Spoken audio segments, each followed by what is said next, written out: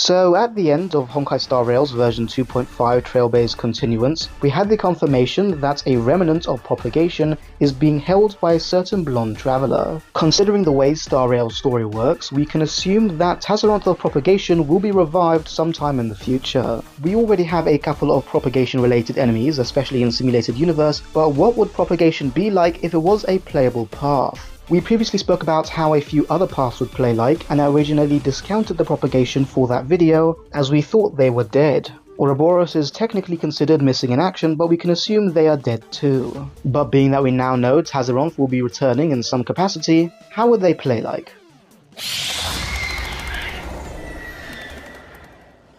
The Propagation is all about multiplying, but we can't exactly increase the amount of characters we have in a party, so we can take some ideas from the Propagation path in Simulated Universe. Most of the path's blessings are related to basic attack damage, so if you combine that with the multiplication aspect of the Propagation, we can make Propagation characters not consume skill points. Instead, they can consume HP, they can consume energy, or not consume anything at all. This will add focus to the character's basic attack, and being that you don't consume skill points, this will be quote-unquote multiplying the amount of skill points you have. Additionally, you can make it that these characters' basic attack can be leveled up to level 10, instead of the usual level 6. I'm not saying to make their skills useless, but it won't be the focus of their kits. The Propagation will be similar to the Path of Nihility, where they don't do one specific thing. They can be damage dealers, support units, debuffers, or pretty much whatever they want. For some other random ideas, we can have a character that increases the scaling of certain parts of their kit if they have another Propagation unit in the team. Or you can make it that the Propagation characters will be premium mono-element units, which means having a character that makes having one element in a team more viable, such as what Star Rail tried to do with Quantum in the past. You can have a character that can spread debuffs to adjacent enemies, or you can have a character that gains a damage bonus when they have a debuff.